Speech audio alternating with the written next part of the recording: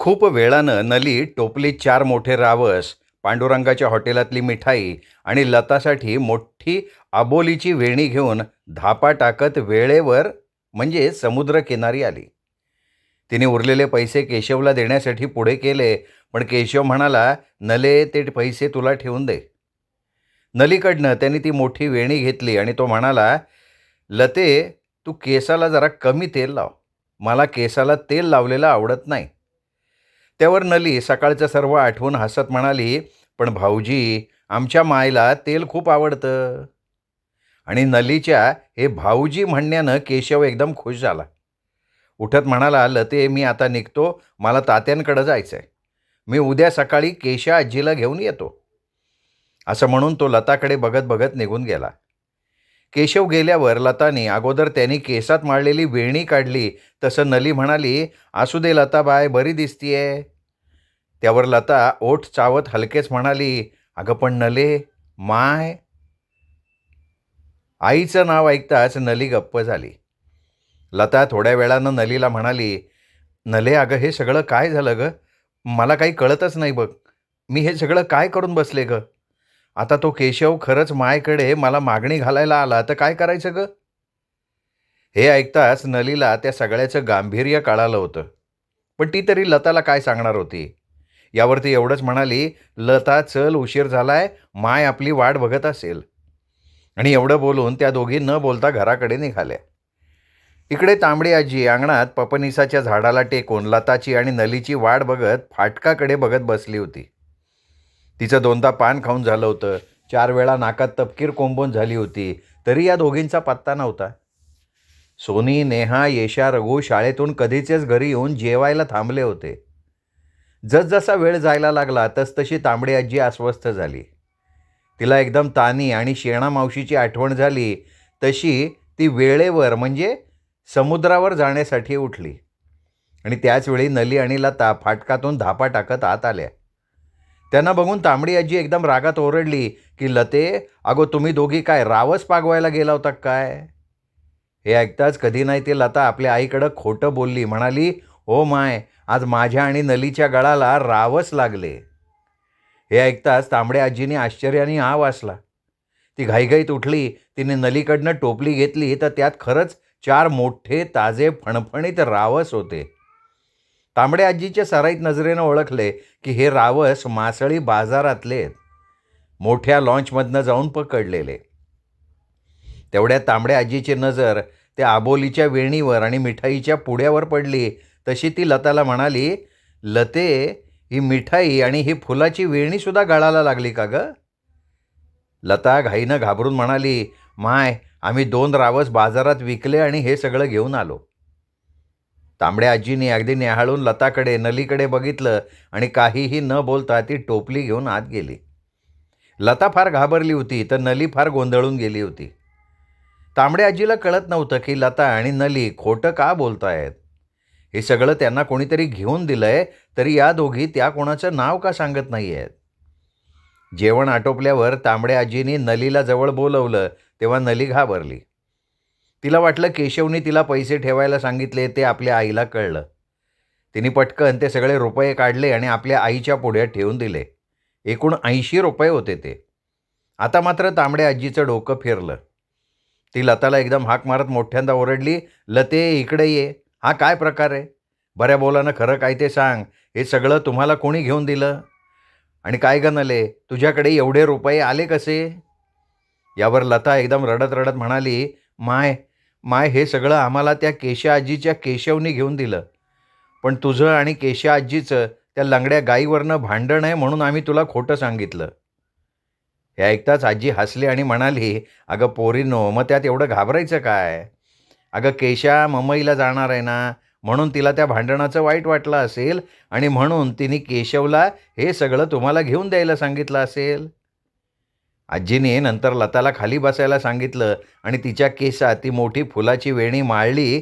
तेव्हा लता नलीकडे बघून प्रसन्नपणे हसली. तांबड्या आजीच्या घरात आज खूप दिवसांनी रावस शिजला होता. तिच्या रावणानं सुद्धा आज मनसोक्त रावस खाल्ला होता. तांबड्या आजीने रूपाच्या घरी सुद्धा 4 रावसाचे तुकडे आणि आमटी दिली. पण तांबड्या आजीला राहून राहून एक गोष्ट सलत होती, ती म्हणजे केशा आजीनी सांगितल्यामुळे जरी केशवनी लता आणि नलीला रावस घेऊन दिले, मिठाई घेऊन दिली, हे ठीक आहे. पण ती फुलाची वेणी तर नक्कीच केशानं मला द्यायला सांगितली नसणार. मग नंतर आजी स्वतःशी म्हणाली, मरू दे तिकडे. आपल्याला आणि पोरांना खूप दिवसांनी रावस खायला मिळाले. आता केशासुद्धा मुंबईला जातीये, तर आपण हे सगळं विसरून जावं. असं म्हणत आजी नंतर केशा आजीला तिच्या औदार्याला विसरली आणि पान खाण्यात मग्न झाली. त्यावेळी तांबड्या आजीला तो गेलेला भूतकाळ अचानक आठवला. केशाच्या लंगड्या गाईनं तिच्या तारेच्या कुंपणातनं तोंड घालून तिची आवडती गुलबकावलीच्या वेलीची पानं खाल्ली होती. त्यावेळी तिने रागाने त्या गाईला धरून नारळाच्या सोक्यानं 4-5 फटके मारले होते. आता ही गोष्ट जरी खरी असली तरी केशा आजीची ती लंगडी गाय अगोदरच आजारी होती, म्हातारी झालेली होती. त्यामुळे ती गाय 2 दिवसात पातळ शेण टाकत आपले 3 चांगले पाय आणि 1 लंगडा पाय वर करून ताठ करून मेली. त्यावेळी केशानं ह्याच शेंबड्या केशवला कडेवर घेऊन इथे या फाटकाजवळ हा तमाशा केलेला होता. तिने रडत ओरडत आपल्याला शिव्याशाप घातले होते. एवढं करून ती थांबली नव्हती, तर तिने रडणाऱ्या केशवला दाणकन खाली ठेवून आपल्या फाटकाजवळची माती दोन्ही हातात घेऊन तिला त्या गायीचा तळतळाट लागू दे म्हणून उधळली होती. त्यावेळी आपण सुद्धा माती घेऊन केशा आजीवर तुझं कधीच बरं होणार नाही म्हणून ती माती उधळली होती. त्या दिवशी सगळ्या कुमठेकरांनी तो तमाशा हसत हसत बघितला होता. त्या दिवसापासून ती आणि केशा कुठेही भेटल्या की एकमेकींकडे बघून थू थू करत होत्या, शिव्याशाप देत होत्या. हे सगळं इतकी वर्ष चालू होतं. आज मात्र आपल्या त्या सगळ्या करण्याचा पश्चात्ताप होऊन केशानं आजीला रावस खायला पाठवलेला होता. तरीही केशाचं ते भांडण आजी जन्मभर विसरणार नव्हती. हा सगळा भूतकाळ बघता बघता तांबड्या आजीचा डोळा लागून गेला. ती आणि केशा आजी पुन्हा स्वप्नात सुद्धा त्या लंगड्या गायीबद्दल भांडायला लागल्या. केशव लता आणि नलीकडनं निघाला. तो सरळ तात्यांच्या घराकडे गेला. पण तात्यांच्या घराला होतं कुलूप. केशव जाम वैतागला आणि त्यांना कोमठभर शोधत फिरला. तेव्हा कुठे ते राजा सायकलवाल्याच्या दुकानात बसून पाव आणि भजी खाताना त्याला दिसले. केशव जरा वैतागाने त्यांना म्हणाला, तात्यानू, अहो मी अख्खं कुमठभर तुम्हाला शोधतोय आणि तुम्ही इथे पाव आणि भजी खात बसलाय. त्याबरोबर घाईघाईनं तात्यांनी बाकीची पाव भजी पुडीत बांधून घेतली. ती पुडी आपल्या बंडीच्या खिशात ठेवली आणि म्हणाले, चल केशवा, तू मला गावभर शोधत फिरत होतास म्हणजे प्रकरण गंभीर आहे. बरं आता मला सांग, तुझ्या घरी जायचं का माझ्या घरी जायचं? केशव म्हणाला, तात्यानू, अगोदर तुमच्या घरी जाऊ आणि बोलू. ते दोघं तात्यांच्या घराकडे निघाले. वाटेत केशवनं तात्यांना खुश करण्यासाठी केळी, सुतरफेणी, सिगरेट आणि तपकीर घेतली. तसंच तात्यांच्या मागणीवरनं एक काजू बियाचं पाकिटही त्यांना घेऊन दिलं. तात्यांच्या घरी आल्यावर केशवनं लताबद्दल त्यांना सगळं काही सांगितलं आणि म्हणाला, तात्यांनो, मला मदत करा. उद्या आजी, तुम्ही आणि मी तांबड्या आजीकडे जाऊ आणि लताला मागणी घालू. हे ऐकताच तात्या गंभीर झाले. म्हणाले, पोरा केशवा, केशा आजीचं आणि तांबड्या माईचं त्या लंगड्या गाईवरनं झालेलं भांडण अख्ख्या कोमठ्याला माहिती आहे, ते तुलाही ठाऊक आहे. ती तांबडी माय किती हट्टी आहे. मला नाही वाटत ती तुला होकार देईल. त्यात तू मुंबईला काय करतोस, कुठे राहतोस, काय खातोस, याबद्दल कोणालाच काही ठाऊक नाही. आणि ज्याचा काही आता पता नाही त्याला कोणी आपली पोर देईल का रे? तसा केशव तात्यांना म्हणाला, तात्या, मी तुम्हाला खरं सांगतो, मुंबईत माझ्या 2 बिल्डिंग आहेत. तसंच माझे मानलेले आईवडील आहेत, एक भाऊ आहे. तात्या, इथे कोणाला बोलू नका, पण माझा स्वतःचा दारूचा गुत्तासुद्धा आहे. माझ्या ओळखीची पोरं माझ्या दारूच्या गुत्त्यात काम करतात. बँकेत खूप पैसे आहेत माझ्या. तात्या, मी लताला सुखात ठेवीन. इतकंच नाही तर मी तांबड्या आजीला नेहमी मदतही करीन. तुम्ही तेवढं माझं लताशी लग्न जमवा. तात्या केशवचं बोलणं लक्षपूर्वक ऐकत होते. त्यांना ठाऊक होतं की कुमठेकर कधी खोटं बोलत नाही. तात्यांनी थोडा वेळ विचार केला आणि केशवकडे बघत म्हणाले, पण पोरा, तुला लताच कशाला पाहिजे? मी तुला कुमठ्यातली चांगल्यातली चांगली मुलगी बघून तुझं लग्न जमवून देतो की. केशव लाजला आणि म्हणाला, पण तात्यानू, मी लताच्या प्रेमात पडलोय. हे ऐकून तात्या गप्प झाले आणि हलकेच केशवला म्हणाले, चल आपण आता केशा आजी काय म्हणते ते बघू. आणि ते घरी आले. आज केशा आजीनं रावस तळून खेकड्याची आमटीही केली होती. मोठी कोळंबी तळली होती. वासाचा भात केला होता. केशव आणि तात्या आले तशी केशा आजी तात्यांना बघून म्हणाली, "ये रे तात्या, आज मी तुझ्या आवडीचं रांधलंय हो. तुला बोलवायला मी गणूला पाठवणारच होते." त्यावर केशव म्हणाला, "आजे, गणू कधी आला?" केशा आजी लाजत म्हणाली, "तात्यांसाठी म्हणून मी त्याला काजूची फेणी आणायला पाठवलंय हो." गणू ती फेणी घेऊन आला. तात्या खूप खुश झाले.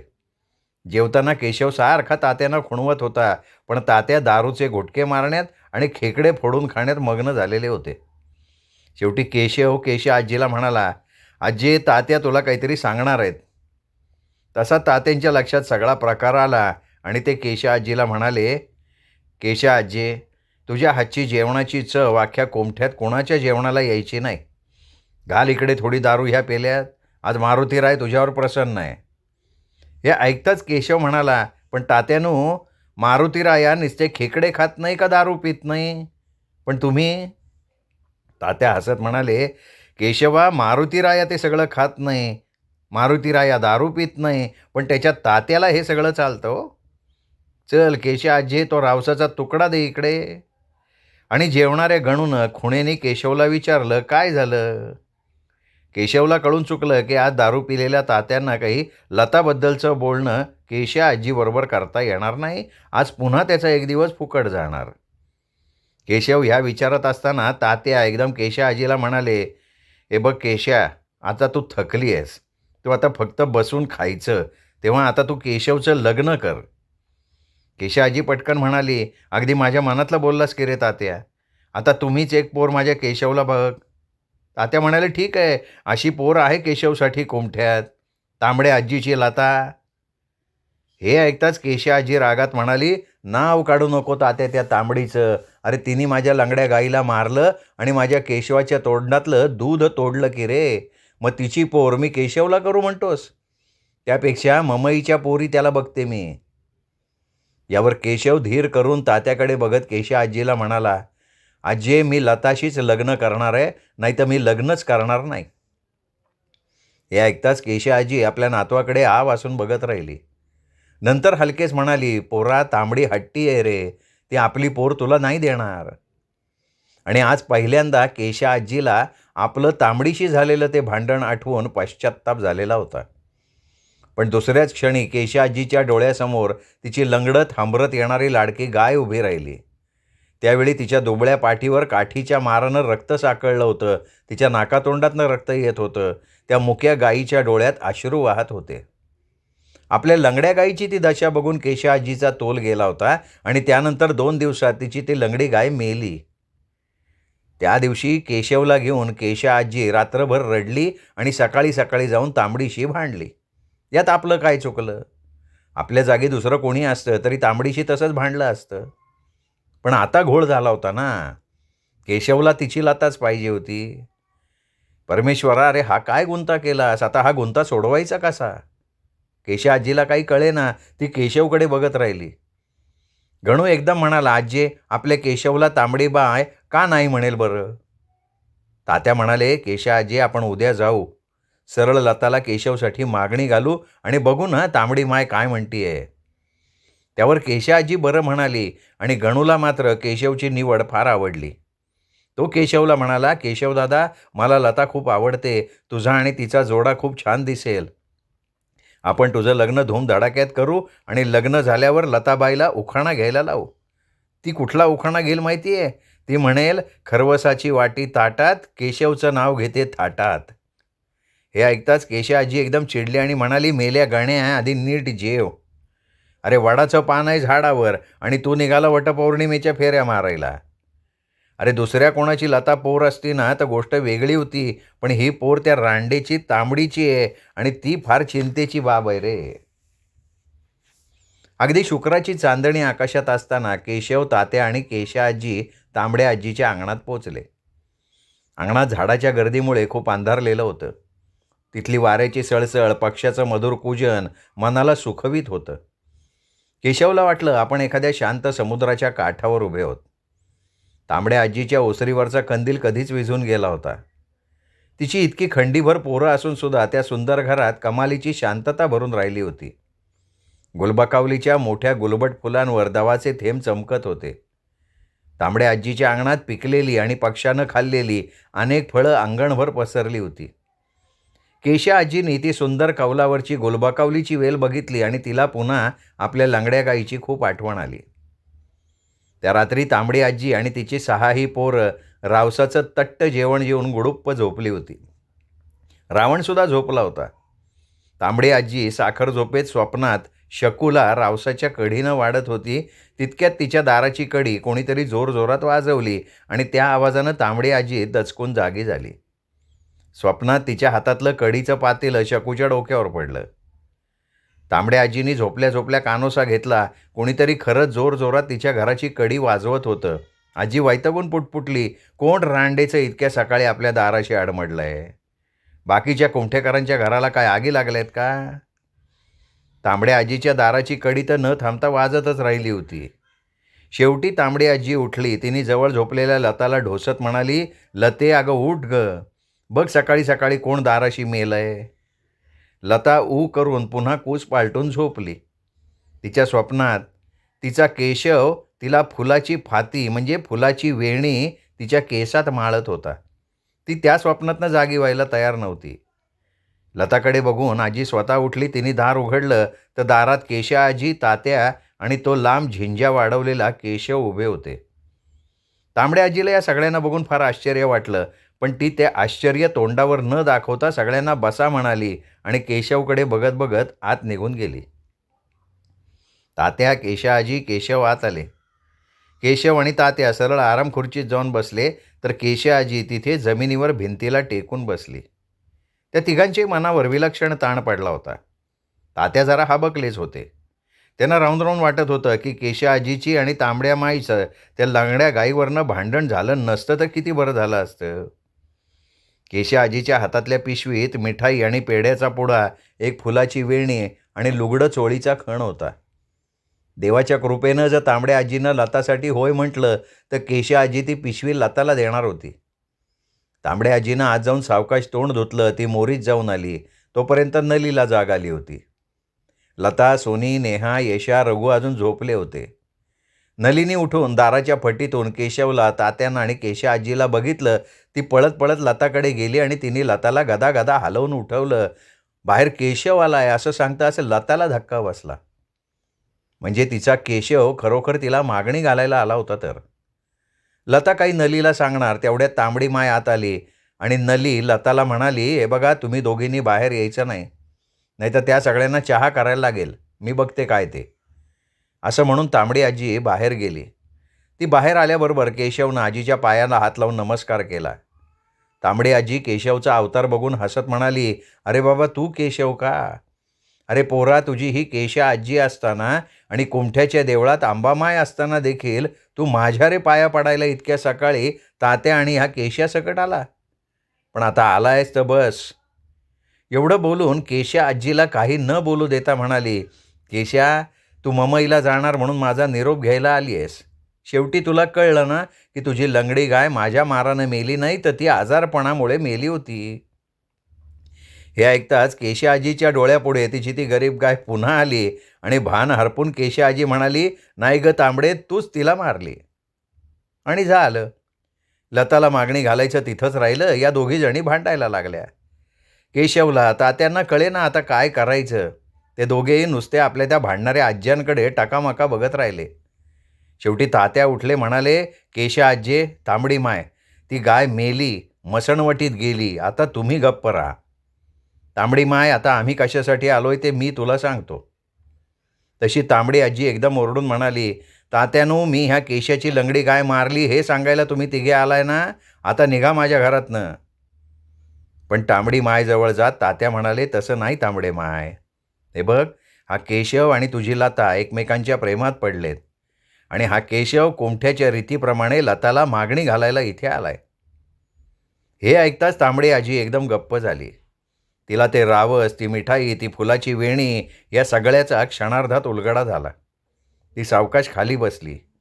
त्यावेळी मूर्खासारखे तात्या तांबड्या आजीला म्हणाले, तांबडे बाय, तसा मला मारुती रायाचा रात्री दृष्टांत झाला की लताचं आणि केशवचं लग्न व्हावं अशी मारुतीची इच्छा. तांबडी आजी एकदम रागानं ओरडली, तात्यानो, तुझा मारुतीचा दृष्टांत गेला तुझ्या धोत्रात.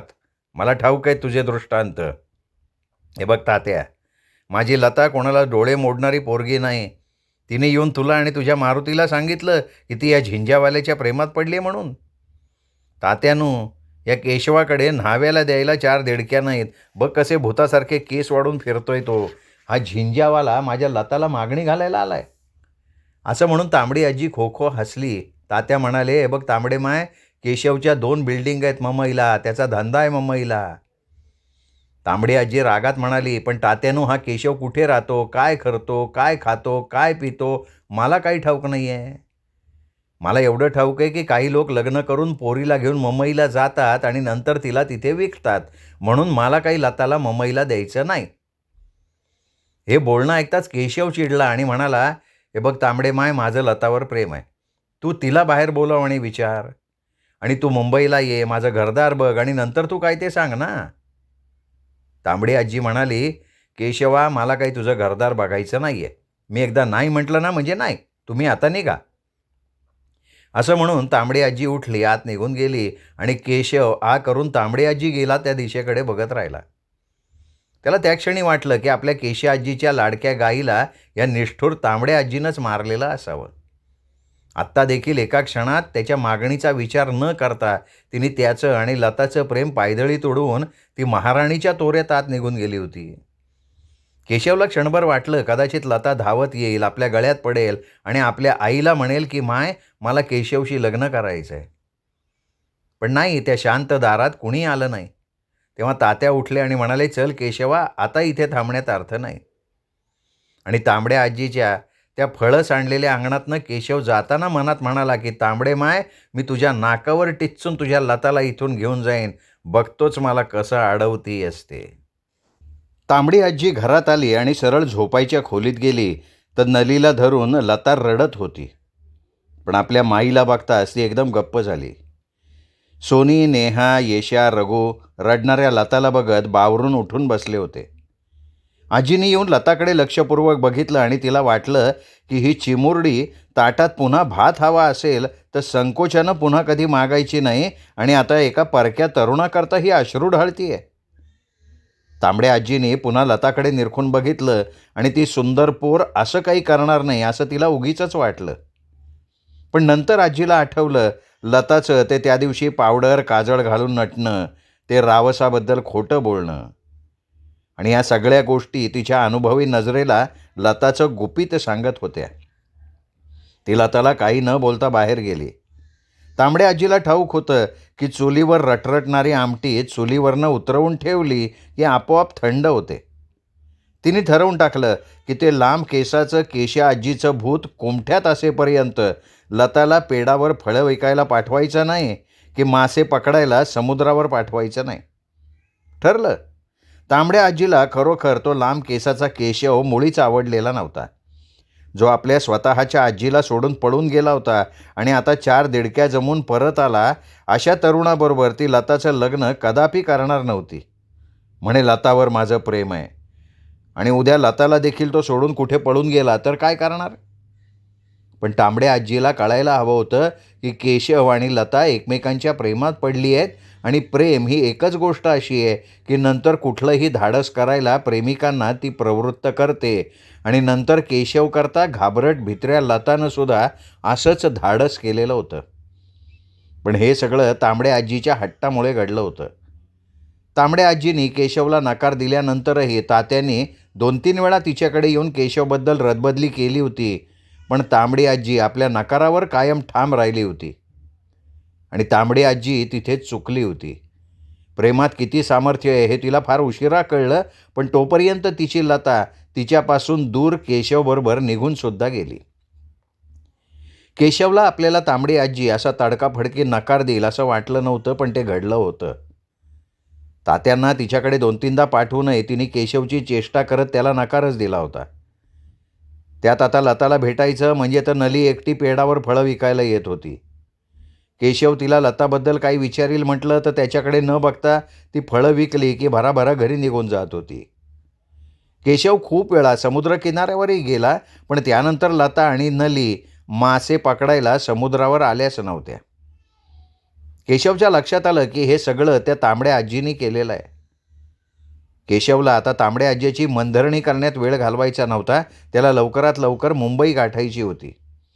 त्यामुळे केशवनं तात्यांशी काही हितगुज केलं, त्यांना बरेच रुपये दिले आणि गणू आणि केशा आजीसकट तो मुंबईला जायला निघाला. केशा आजीच्या दारात टॅक्सी उभी राहिली आणि कुमठेकरांची गर्दी केशा आजीच्या अंगणात जमली.